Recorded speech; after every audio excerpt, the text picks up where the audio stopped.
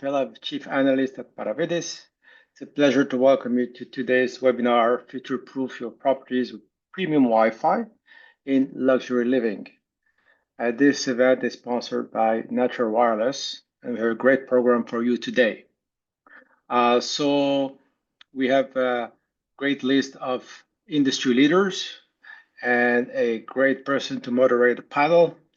So along my side will be Chris Nugent, who is the MEP manager. He's probably fixing a last-minute incident in the building right now, but he'll be joining us soon from the Lions Group in NYC. We have Matthew Silver, who's Director of Residential Properties. He's going to discuss his views on what property owners need and expect. And we have Chris. Chris, welcome. Good morning. So before we get started, just some housekeeping items. We always get the question. Yes, the event is being recorded, and you will get the link to the YouTube video in the next 24 hours. The handouts will be made available as well within the same email. And today's event will be mostly a panel discussion, though we'll have a couple of presentations by myself and Matt about some of the views we have around the fundamentals driving the need for connectivity in multifamily. We encourage you to submit your questions throughout the event because we want this to be a two-way participative event as opposed to a one-way. Okay. All right. So just in terms of the agenda today, as I mentioned, be speaking about some real estate trends and why we believe that those fundamental trends in real estate have impacts on the way property owners see connectivity requirements. We look at some of the lifestyle changes that are also driving the new resident expectations for connectivity. And how all of these fundamental changes have now affected the way property owners see connectivity as a necessity, and why it has become fundamental to their ROI drivers. And then, of course, we'll move on to the expert panel and Q&A. Just a few words about Maravedis. For those who are not familiar with us, we've been around since 2002. We focus primarily on wireless infrastructure, not limited ourselves to Wi-Fi, but also private LTE, IoT, and really a lot of the work we do is around conversions of Wi-Fi and cellular. We have been partnered with the WBA as the industry analyst for the last 10 years, producing the industry report. And for those that are familiar with the WBA, it's an organization that really strives at producing the best practices for service providers in terms of using different radio access technologies. In terms of the output we produce, it's a mix of syndicated market reports, which is, a lot of generic reports, as well as a lot of custom research, like the ones we do for the WBA. In terms of coverage, we look at all the top verticals, including multifamily, but not limited to that. That includes hospitality, enterprises, smart cities, etc. And those are some of the segments we look also at as part of the WBA industry report. Some services we provide include types of activities like we do today, which is really aimed at thought leadership and lead generation. We also love doing marketing consulting, look at your positioning, your sales pitch, and help you with the messaging. Enough about us. So let's dive into the real estate trends. What's going on there? When you look at the evolution between 2014 and 2022, multi-family property values have very skyrocketed in the US. So they experience significant growth, and that has an impact on what generation Y and Z. Y, are those that have been born between 81 and 96. I always get confused between Y, Z, X. But essentially, the young folks, right? And Generation Z are the ones born before 2010. They're more likely to rent than buy because of the pressures from real estate cost. Some numbers: 75% of Gen Z are renters, and a lot of those situation is really provoked by financial constraints. They've been burdened by student loans, higher living costs. In fact, millennials frequently choose renting as the only financially manageable option. A third of Generation Z individuals consider home ownership financially unattainable, leading to a preference or necessity to rent. The predictions also indicate that Generation Z will become the largest group of renters in the US by 2030. And finally, Gen Z represents 68% of renters spend more than 30% of their income. So they're really strapped financially. The result also of that is that they tend to live in multifamily properties rather than single homes. 66% of Gen Y and Z together represent the portion of multifamily renters in the US. So 2/3 of the renters in the US are Gen Y and Z. About 60% of millennials and 75% of Gen Z actively consider apartments when seeking housing. So again, really a strong preference for multifamily. On the other coin, between 2014 and 2024, the average size of newly constructed apartments in the US has experienced a general decline. The average size has gone from 1,000 square feet to 887.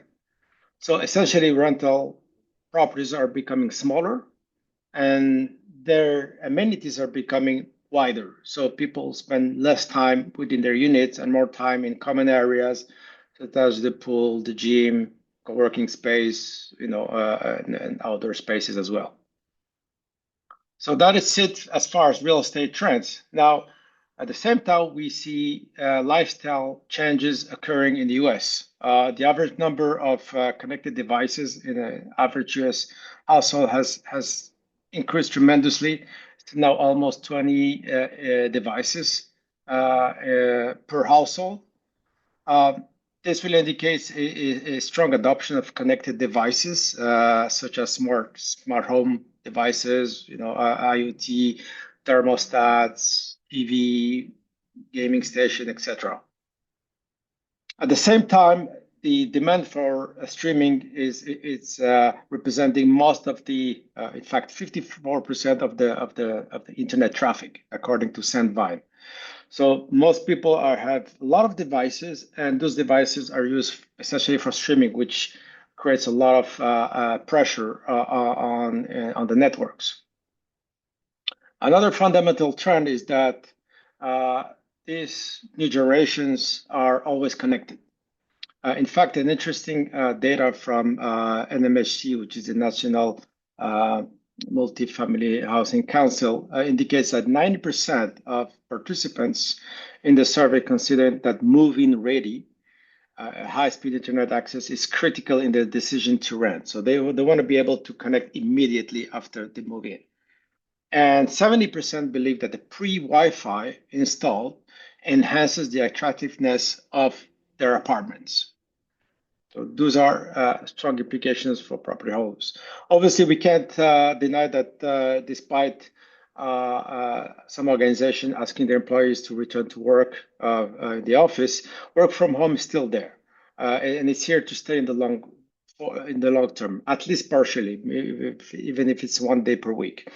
And those also have implications because residents need high quality connectivity to be able to perform their job at home or to do online learning. We also see that residents are increasingly requiring prop tech. What is prop tech? It's property technologies. We're talking here about everything from smart TVs to security solutions such as video doorbells, security cameras, climate control systems like thermostat and air conditioners, smart bulbs and plugs, and even in common areas such as health and fitness devices, anything that's really going to support their lifestyles to be more productive and be able to enjoy their properties and their lifestyles. So based on these fundamentals, what do residents want? This is in no way an exhaustive list, just a few examples. So we discussed moving ready. So that means one of the benefits of moving ready is there's no waiting, there's no truck rolls, there is no calling, there's no waiting. It's immediate, and that is only possible if you have pre-installed Wi-Fi. Given most people experience internet through Wi-Fi. The second aspect is we discussed is the connected lifestyle. What does it mean? To have a connected lifestyle, you need guaranteed speeds, you need quality of service, you need low latency, and so to enable that, you need somehow a dedicated internet access in the property. Another aspect of what residents wants is being always connected. We mentioned that, and that means being able to roam across the property seamlessly and not lose that connectivity, not lose that Wi-Fi call from the elevator to the unit back to the gym. And to do that, you need really a property-wide internet by default that's professionally installed and professionally managed. They don't want to have any headaches. If there is an outage of the internet, they need a fast problem resolution. They have to have a 24 hours, very quick resolution. And to do that, they really need a service provider that has best-in-class customer support. Residents want other things. They want a predictable pricing. They want a low-cost internet. They want many other things. And I'm not going to go through every aspect of that. We can discuss that during the panel. But essentially, that's what we see as part of the fundamental shifts in the industry. Having said that, now I want to turn it down to Matt, who's going to provide the perspective of the property owners and what those findings have for what property owners need to implement. Over to you, Matt.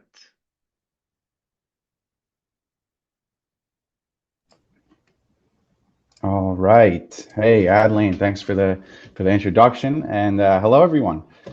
Thank you for joining us in this conversation today. Really excited to be here and represent Natural Wireless. I would like to address the topic of what do developers want simply by speaking from our experience about ways that we have been able to assist developers developing multifamily properties in achieving their desires. But first, for a short introduction to Natural Wireless, we are an internet service provider, privately owned and operated, in business for about 22 years now. And while we have several verticals in the multifamily space, we are a pioneer in developing and managing a premium building-wide Wi-Fi experience. But with that said, let's talk about the developers. Here is a quote from one of the partners, a longtime partner that we have worked with, an executive from the Durst organization. As smart building technology and IoT adoption continue to grow, Natural Wireless's infrastructure positions us to stay ahead of the curve. Their scalable solutions are helping us future-proof our properties. And just to speak in a little more detail on this example, this executive came to us several years ago with the desire to deploy around 1,000 smart thermostats in a new development of his with over 900 units in every apartment, in the public areas, back of house spaces, throughout the entire building. And he came with us with the desire to have a private and hidden, password protected building-wide Wi-Fi network. Again, in every apartment, common areas, residential corridors, throughout the entire property, with its own dedicated bandwidth, strictly just for these smart devices, smart thermostats, and other IoT and smart technologies throughout his property. And in doing so, right, the big benefit he gains from having this building-wide Wi-Fi network, one single dedicated network for these devices, he's able to onboard them, making them, again, as Adlane mentioned, move-in ready for the residents, offering that convenience and luxury for the residents, as opposed to having, the building next door, for example, who might have just slapped the thermostats on the wall and asked the residents to onboard them to get them connected to their own private network after they move in. Furthermore, the building gets the ability to have remote management capabilities over these devices as they are on the building owned and operated network. For example, you gain the power to now control the temperature of a vacant unit without sending someone up there, because again, these devices are on your network as opposed to being on the resident's network in their apartment. To touch on some other examples, many other forms of prop tech and smart devices and IoT devices. We've had partners of ours who wanted to have smart refrigerators on their network, devices like security systems or smart door locks or any other tech devices throughout the building that help the property with operational efficiency and again ease of use for building operations, property managers, and staff. We've had other requests and desires from partners that we've worked with, folks who want to have connectivity throughout the entire building. For example, for the leasing agents and their tablets, taking a prospective resident on a tour, that tablet can be connected throughout the entire building. The same concept. It can be connected in every apartment. For example, you can be in unit 5J and showing a resident the floor plan of unit 16C, different plans and pricing and amenities throughout the building. But the crux of it is that tablet, not just in their office and amenity space, it can be connected throughout, again, the entire property. Same concept for Wi-Fi calling and radios. Let's look at supers who rarely have cell phone service throughout the building, in the back of house spaces or on the higher floors of the property, wasting time because there's a vendor standing in the lobby trying to call that super or that maintenance person trying to get them access to the property, and they have no cell service to communicate with that person waiting in the lobby. We've had developers who they can invest hundreds of thousands of dollars into deploying a DAS system to get cell service in those upper floors, or instead, some of our partners have foregone that DAS system and investing all of that money into amplifying cell service throughout the property, and instead depend on building-wide Wi-Fi calling. Same thing for two-way radios. Very expensive investment to buy the fancy two-way radios for your staff to communicate with each other throughout the building.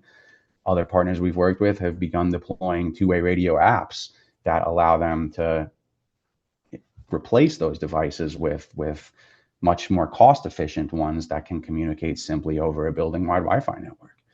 And a very cool feature of one of these also, push to talk, right, over Wi-Fi. You can have translated messages over voice going from one device to another. I thought that was a really cool feature of some of these. And then, of course, lots of partners interested in generating revenues and increasing NOI, and that is absolutely something that you can achieve via the internet providers in your building, and you absolutely should be. Which brings me to really the approaches that you can take as a building owner and operator.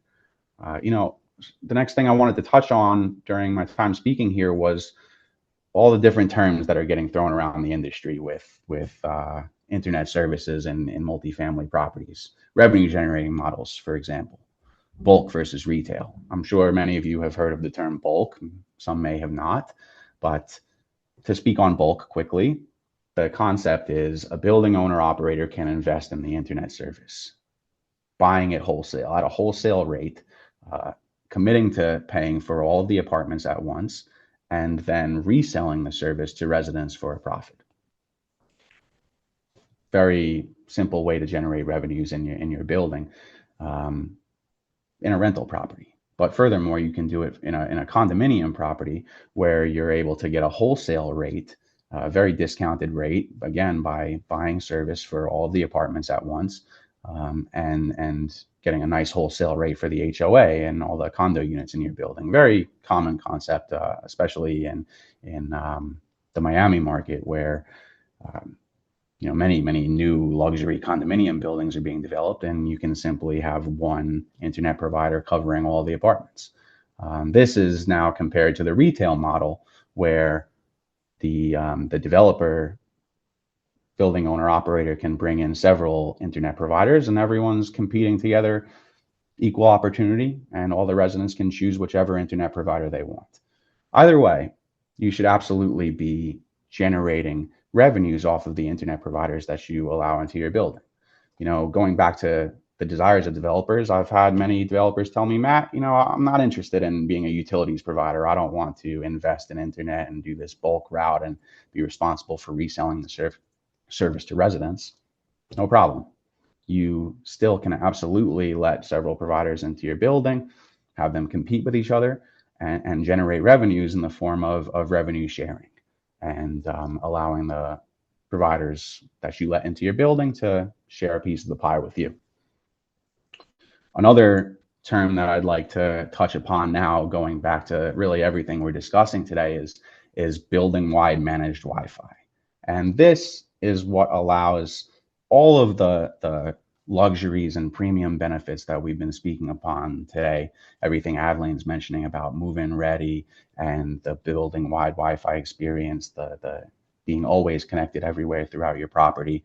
This is the crux of what we want to be discussing today. That is a pre-installed system. This is what allows, for example, Wi-Fi access for the smart thermostats in every apartment, Wi-Fi access for door locks and lighting, and the two-way radio apps throughout the entire building.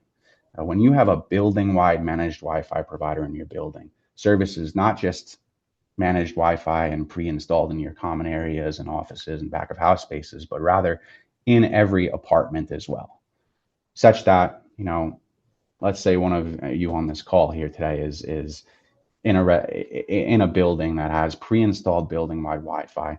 You can pick up your laptop or phone with you right now and maintain this video call seamlessly, uninterrupted, as you leave your apartment, walk down the hallway, go into the elevators, the roof, the gym, the lounge, the lobby, and be seamlessly connected throughout the entire property. And that is in comparison to the traditional internet experience where, your residents move in, they have to make a phone call, schedule an appointment, wait for that appointment, pay for that appointment, and get internet installed at a later time. And you only have internet access for you in your apartment. Maybe you have some managed Wi-Fi in the common areas, maybe not. Maybe you just have a router in the common areas, things that we can discuss at a later time, but it's a much different experience from having the seamless building-wide experience. And so, that's about the end of my presentation here. Let's carry on into the panel, guys. Thank you, Matt. Great perspectives from the property owners with your experience working with them. Can you stop sharing your screen so that we may start the panel here? Thank you. Yeah. So now I'm going to hand it over to Brad Randall, who's the chief editor at Broadband Communities and Tata Telecom. It's a real pleasure to have you, Brad. We have worked on panels together before, and I'm so very excited also to be attending your Broadband Community Summit. It's coming, I think, in June in Houston, and so the floor is yours. I'd be remiss if I didn't put a plug in here for it. bbcmag.com/summit if you're interested. But yes, no, Adlane, thanks for having me here. I didn't mean to cut you off there, by the way. If you still have something to say, go ahead. No, that's all. Sorry, thank you. All right. So, well, I am Brad Randall. I'm the editor of bbcmag.com, also the chair of Connected America and the Broadband Community Summit. Both happen in Texas, and we will be happy to see you in June in Houston at bbcmag.com/summit once again. So let's get into our questions. I'm glad Chris was able to make it. Seemed like some serious issues going on at his property. I saw a little glimpse of a video that Matt had showed me, and there was lots of smoke and people running, but we made it. So, Chris, we just heard sprinkler head. The internet's fine. Good. Well, we just heard from Matt about, kind of the case for bulk a little bit. Can you walk us through the business case for bulk managed Wi-Fi from your perspective as an MEP manager, and has it affected your upfront costs and your NOI from your perspective? So I think there's a quality case and then there's a financial case. If you tag along one day with one of the brokers who's renting out your apartments, renters want good, they want to have a good connection everywhere they go. I've seen people, while they're touring an apartment, physically take out a phone and check that they have service everywhere. If it's Wi-Fi instead of LTE, they'll probably say, "Hey, what's this network?" And then, hey, do a line test. This could be yours if you take the apartment. Is a great answer to be able to give. Whenever you have high-rise buildings, especially reinforced concrete, you tend to have columns and shear walls and structural elements that create dead zones. And I think a lot of renters realize that maybe they've rented something before and found a dead spot in the bedroom, or something that was annoying. The booster type devices don't really work too well. So I've seen people physically checking with their phone to see what the connections are like in different spaces. So that was sort of one thing that I wanted to solve. And being able to have connectivity while the tours are going on, before someone moves in, I think puts some tenants at peace that connectivity won't be an issue. Yeah, and as Matt was talking about those tablets, I mean, those can kind of be a case example as you walk through a property and you don't lose connection and you're using that thing and it's connected. Matthew, anything to add to that? Um, I think something I didn't touch on too much was just the move-in ready aspect. I mean, you guys got to touch on, just having Wi-Fi already there, but yeah, just in comparison to the waiting and the appointments, it's really, I just love to compare it to a hotel, just with, business class, premium, high-speed internet access, where you don't have to wait. It's already there. Wi-Fi is just waiting for you. You pull out your phone, search for available networks, and it's already there. It's a very seamless experience, very pleasant, and a luxury really for the residents that yeah, goes a long way. Well, we'll go back to you for the next one, Matt. When you're talking about that individual who passed on bulk, he didn't want to be in the utilities business. Sounded like just a grumpy guy, right? But have you heard other cases for, retail from the developer's perspective over bulk? Valid cases that aren't just, I don't want to be bothered by this. Well, fair question. And I see the way that I explained it, could be taken that way. But just to, in defense of that partner, I mean, it's really the idea of them needing to sell the service. Many times when you're investing in a bulk product and you want to generate revenues off of it, effort must be put in. Because it's not like you can always just keep all of the other providers out. You now assume the responsibility of needing to compete with other internet providers in the building and get the residents to choose the service. And granted, I wouldn't say that that's too challenging, because you still have the big value propositions for the residents of the move-in ready and that seamless building-wide experience that you wouldn't get otherwise. But yeah, I mean, to answer your question, I guess some of the other situations might just be that they just didn't want to push one provider over the other. They wanted to maintain a sense of equal opportunity in the building and just let the resident, know what their options are and let them choose which one they want to have. Chris, is it too much of a distraction to sell internet in having this bulk model, or is it just kind of into your workflow?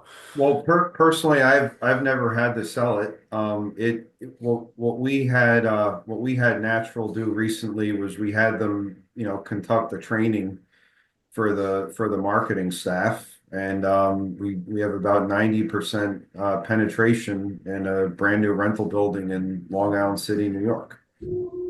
That's pretty good. So that's pretty good. Yeah.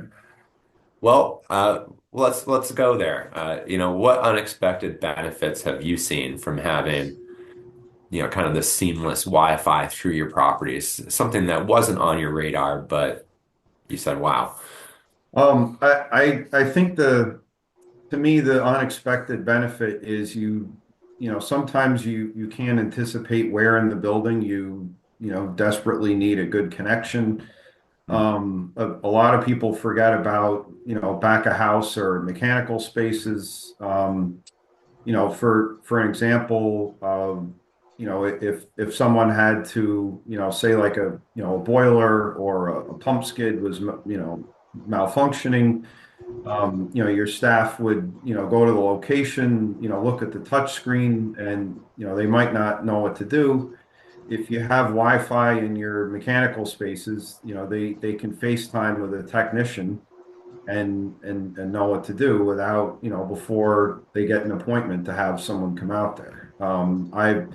A day ago, I was able to, reset a fire pump panel, and I was able to call up a technician, and it saved waiting 2 days for a visit. I've done the same kind of things with hot water heaters, and it's nothing other than the ability to FaceTime someone, but sometimes that's exactly what you need. And sometimes you just don't have an LTE connection in an underground basement area or something like that. All the reinforced concrete acts as shielding. So I think it's really handy to have in back of house spaces, or especially if something unexpected comes up. Well, and time is money, right? So that saves you time, saves you money. Well, and impacting the residents. Right. If you're not making hot water and you can, get something patched up in 20 minutes instead of 2 days, that's, you don't have to email everyone that they can't take a shower or whatever. Sometimes that connection is really important. That's probably not a fun email to send out. I've never had to do it. Matt, anything to add to that in terms of unexpected benefits that clients have seen? Something that even you weren't expecting. I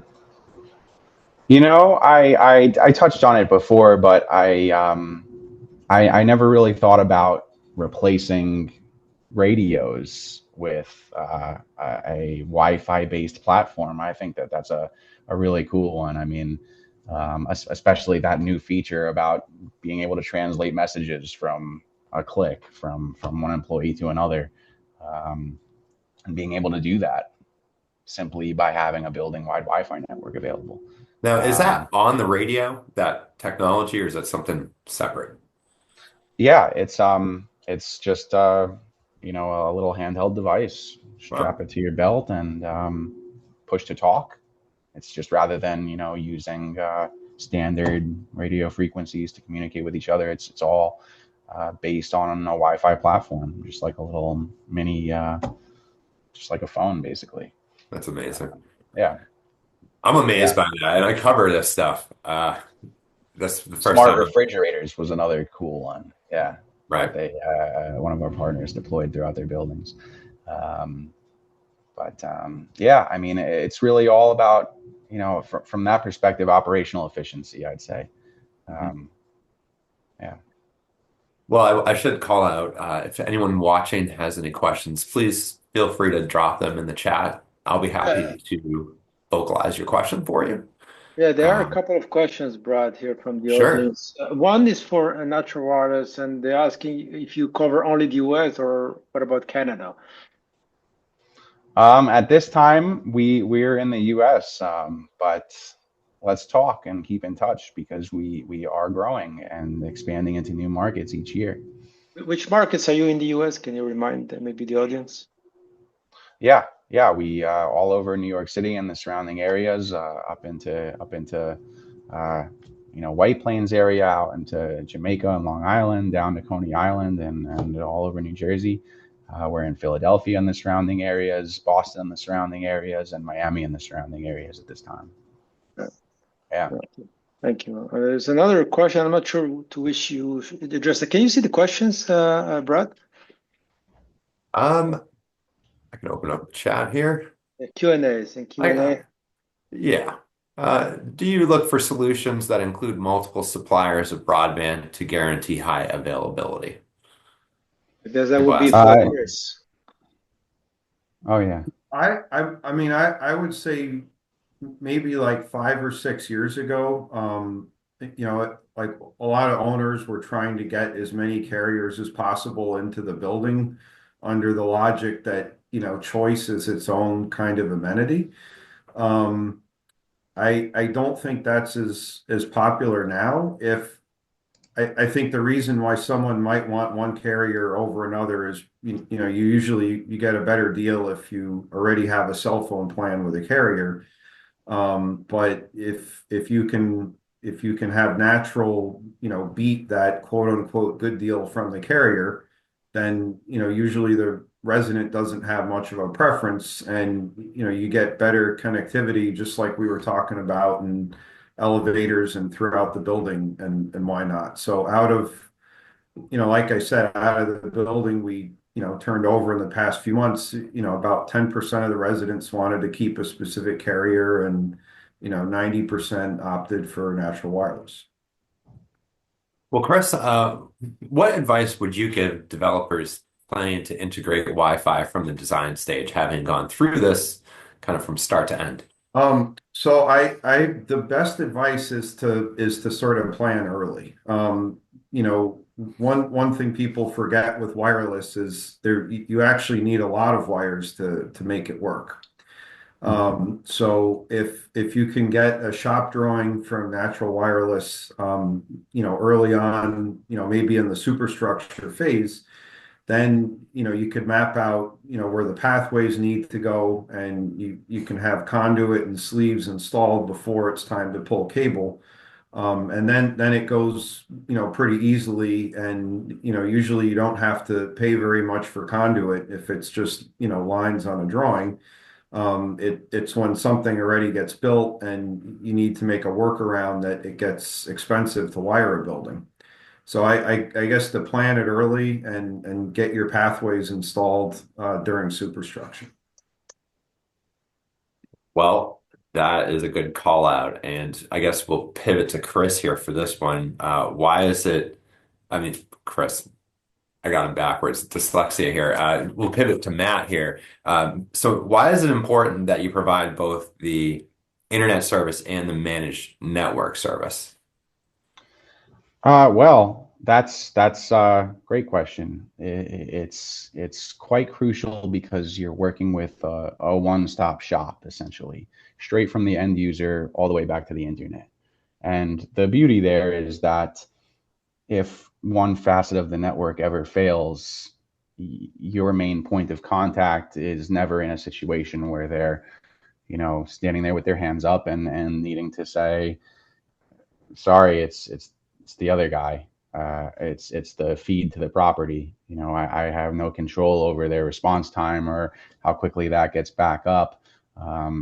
Whereas, working with a one-stop shop, whether it's us or someone else, you are in control, whether it's with respect to the broadband connectivity, the building-wide managed Wi-Fi network, producing a new SSID in this space or that space or throughout the entire building to get a new piece of technology deployed in the building, or to set up a new house account here, or to get a new TV connected there in the gym or the lobby, whatever is needed, more bandwidth being brought to the property, or a backup connection, or anything, any need at all that you have. You are working with one group who is there for every need that you have. Yeah, I mean, that's been greatly appreciated by our partners throughout the industry. Well, luckily we have one of your partners here. Yeah. Chris, can you vouch for that? having this one-stop shop kind of approach. It seems like it's a big deal. Well, I mean, what do you really think is the alternative? That's a great question. The Well, alternative would be a piecemeal approach. yeah, yeah. Essentially, Brad was expressing the idea of one company doing the Wi-Fi, which is absolutely, an option throughout the building-wide Wi-Fi industry. But that company being dependent on the broadband connectivity of a third party, like a Verizon or an ISP, an internet service provider, to feed the Wi-Fi network that's being operated throughout the building. You will have a little bit of an edge if you're educated about this issue as a property owner. Yeah, absolutely. I mean, the other another big advantage of that is the cost of bandwidth. If you are buying bandwidth from a third party, right, and you are using that to feed your building-wide Wi-Fi network, bandwidth is expensive. And when you are both the internet service provider and the operator of the Wi-Fi network, you don't have to worry about the cost of bandwidth. You can bring as much as you need to the property in order to ensure that end users actually have access to the speeds that they're signing up for, the speeds they're promised, and it's not like there's just, a couple gigs of speed being shared throughout hundreds of residents who are all promised a gig. That's significant. It does impact the end user experience. I'm sure Chris can speak on folks actually having access to the speeds they sign up for in his property, from staff to residents. Well, Chris, how can building-wide Wi-Fi kind of, I mean, you touched on this a little bit, but can you dive into it further, how it impacts your staff operations and the actual day-to-day of property management? I mean, our staff don't carry radios. They just call each other on the phone. And sometimes if they're servicing a piece of equipment, it's easy to look up a manual or FaceTime a technician who's off site. I think those are the main advantages. Mhm. And how critical is it to have kind of that uninterrupted roaming experience? Um, do you have data that you provide to people during tours? Has it changed the game for you in terms of bottom line? I mean, probably a little bit, but in terms of efficiency to maintenance staff, it makes them a little bit more productive with less equipment to lug around. Yeah.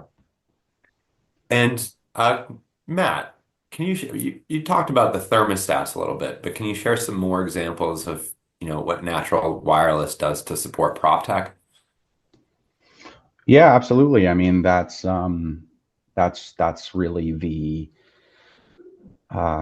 concept in a nutshell, is that at any time, property operators can reach out to us, support. It's essential, to have 24/7 support via email, phone call, that a property manager can reach out to our team, building rep, whoever, and just say, hey guys, we'd like to deploy some new tech in the building.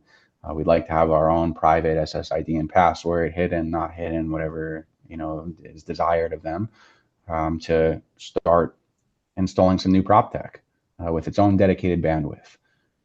So it's got, again, it's going to be reliable and always on everywhere that it's desired, whether it's just in a few amenity spaces or in this back of house space or throughout the entire building. It's just a matter of asking for that network to start being distributed, clicking a few buttons on the back end and making it happen through the access points that are deployed in the building. So I think I mentioned a handful, from smart refrigerators to door locks to security systems to the two-way radios. Trying to think of any other cool ones that we've been able to support. Well, let's while you do, let's yeah. hop into some Q&A, because I see Oh yeah. A few extra questions. I mean, we're running short on time. Uh, let's go to Eric's question. Uh, and I think this is for you, Matt. Is your technology for managed Wi-Fi vendor agnostic? Meaning like proprietary, right? Is like it could go from another vendor could manage it, or Sure. like did we do? Yeah, we use you know, it's not only to be used by us. No, it's Mhm. we use commercial grade network equipment that's available to yeah everyone out there. All right, Eric, if that answered your question, I hope so. If it didn't, feel free to type in another question. Let's go to Randy's question. Do you have your own data center and how do you connect to where it is located? So that the second part assumes that you have a data center. Do you have one? Yeah, yeah, absolutely. In every market we service, we're coming straight off of the data centers, just like all of the other major ISPs in the market. Um, Again, using our own internet service, Natural Wireless, upon our inception, we shortly after went to the FCC and got licensing to have our own internet network. And yeah, we use fixed wireless point to point in order to distribute our bandwidth throughout the city. Every building gets multiple connections tracing back to multiple data centers with automatic failover to ensure maximum uptime. And yeah, it really ensures an extremely reliable connection. This next question is also from Randy. What is the average cost per unit to serve a property and after construction, the monthly cost per unit? There's lots of different ways to structure the cost to deploy the service. I mean, they could be zero upfront cost and all into the monthly cost per unit. But yeah, I mean, there's just too many different factors to try to throw a number out there with respect to the cabling and the layout of the building and how long the runs are and how much square footage of public and back of house area space there is to cover. Um, how many elevators there are. I mean, it's just would love to jump on a chat with you after, Randy, and talk about your situation for sure. We'll go back to Eric. He clarified in his earlier question, just for a refresher, is your technology for managed Wi-Fi vendor agnostic? He said, I meant if your team has expertise to manage different type of Wi-Fi vendor uh, under managed Wi-Fi service. I think he means Wi-Fi vendor solutions under managed Wi-Fi service. Does your Oh team yeah, have that expertise? yeah, absolutely. I mean, we've tested just about every type of access point and network switch out there.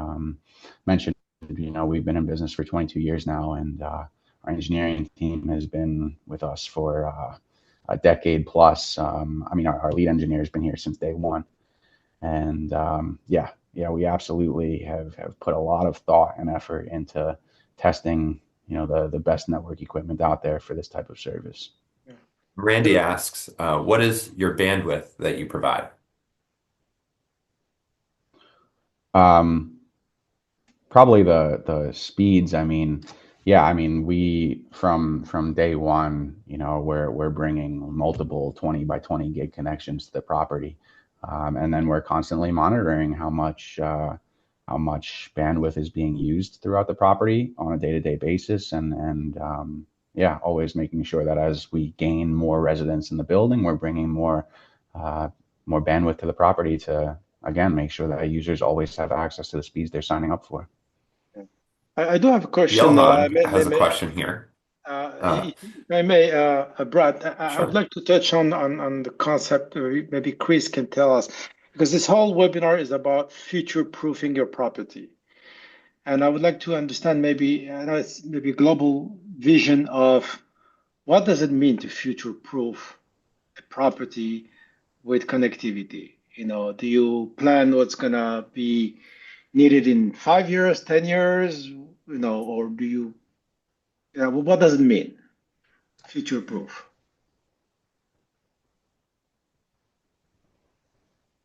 For you, So what Chris. does that mean to you, Matt? Future proof Oh, Chris. or Chris? Oh, Yeah. to me, I guess you just try to be as adaptive as you can within your budget.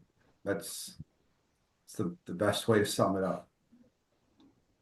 The budget is what, over 5, 10 years, or what's?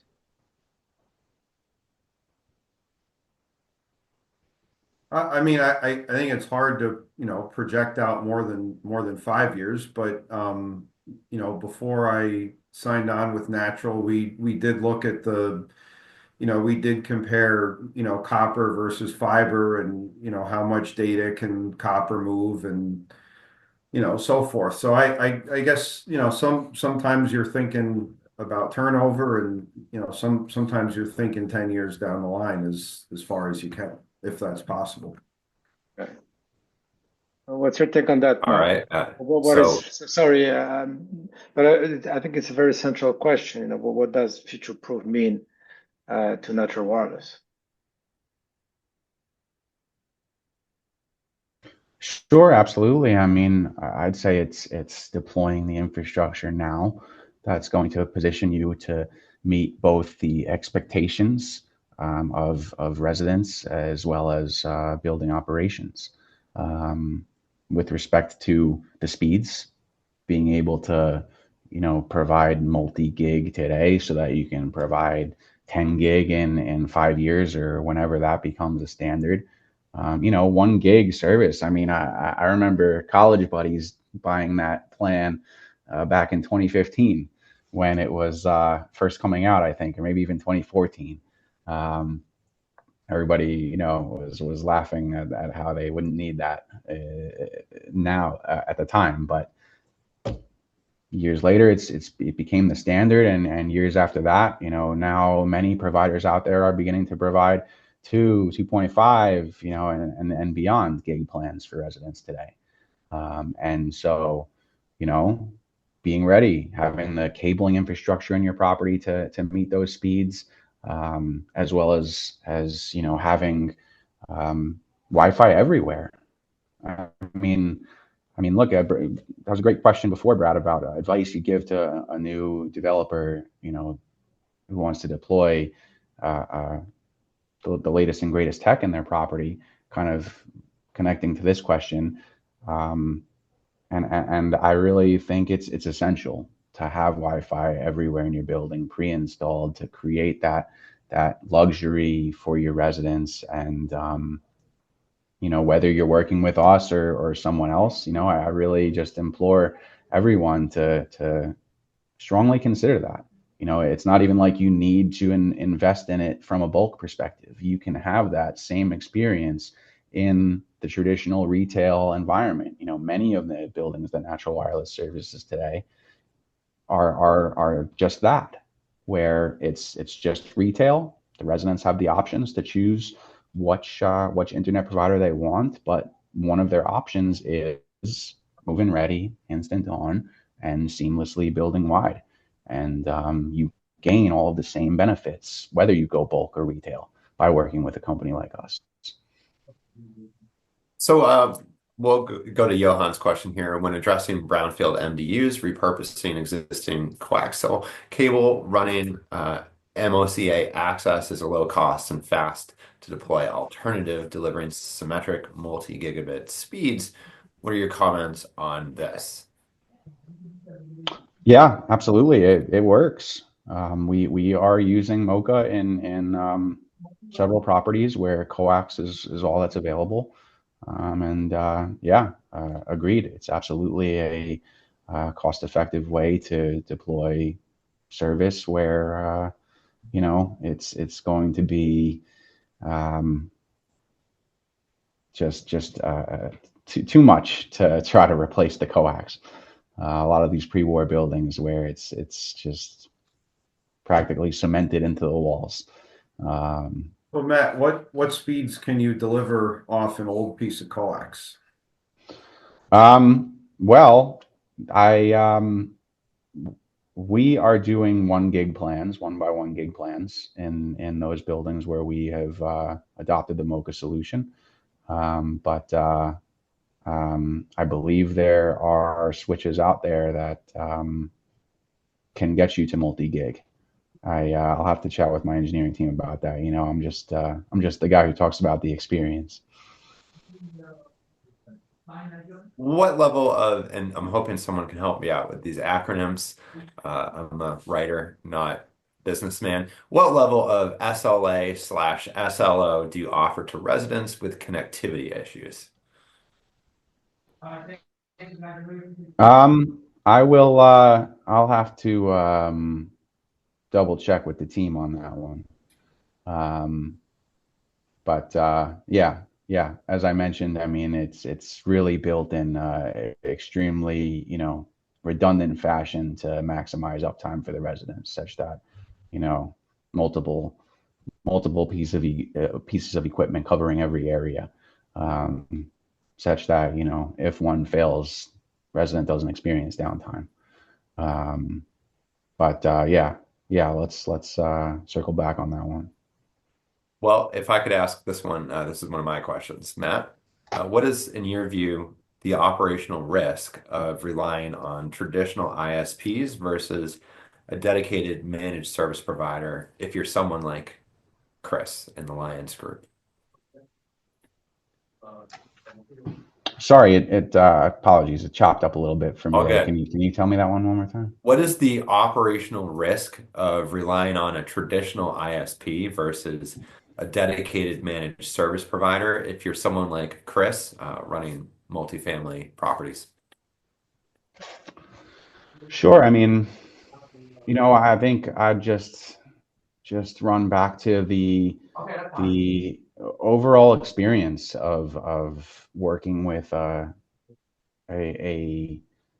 managed Wi-Fi provider, really, in that sense. I mean, a lot of the traditional internet service providers, they are focused on the residents in their apartments. They may or may not provide a managed Wi-Fi solution. If not, you're just really getting the same resident experience in the common areas, where it's just an unmanaged router that your property operator needs to set up the network name and password. And if they want to change it, it's a manual process. If it fails, it's a manual process to go reset it yourself. And you don't have Wi-Fi, seamless Wi-Fi in every apartment for staff, and in the corridors for staff and residents, and in the elevators. I mean, it's just an apartment focused solution with a basic sense of public area Wi-Fi, and really working with a building wide managed Wi-Fi provider, you get everything we've been discussing here today. The premium luxuries. Yes, I mean, Matt, another difference is most of the traditional ISPs, feed the building with a cable in the ground, and you could get outages every month or two for various reasons. Absolutely. I mean, firsthand experience from Chris right here, and many other building owners and operators throughout the city who, underground fiber is susceptible to a lot of risk from construction in the street that's constantly happening in many of the major metropolitan areas, flooding, underground manhole fires. It's by having the point-to-point fixed wireless solution, it's not susceptible to any of that. It ensures your building stays online. Well, especially in New York City, it's chaos under that pavement. Yes, yeah, and the surveys don't tell you what's under the pavement. So, yeah, I think to attest to that, I mean, you can only watch the abysmal customer reviews that the traditional ISPs have. I mean, it's just the Comcast and the Charters, to name a few. That they really don't have great customer reviews. Well, that concludes our webinar. Yeah. From my part's done. Yeah, no, I think that it was great that we were top of the hour and respect everyone's time. But I really want to thank the audience for sticking around until the end, and of course our panelists and speakers for sharing the experiences and insights. Nether Wireless, thanks also for sponsoring and making this webinar possible. And of course, Brad, we want to again remind the audience here about the great event you're hosting. Can you remind us when it is again? Broadband Community Summit. It's happening late June in Houston at the George R. Brown Convention Center. Learn more at bbcmag.com/summit. If you'd like to be involved in our agenda, please reach out to us. And we also have free tickets available for certain people. So make sure to take a look and see if you're eligible for that. Thank you very much again. And thanks, Chris. Great for sharing your stories and this experience today. All right, that ends the webinar today. Thank you very much. Thank Thank you. you. Hey, thanks everyone.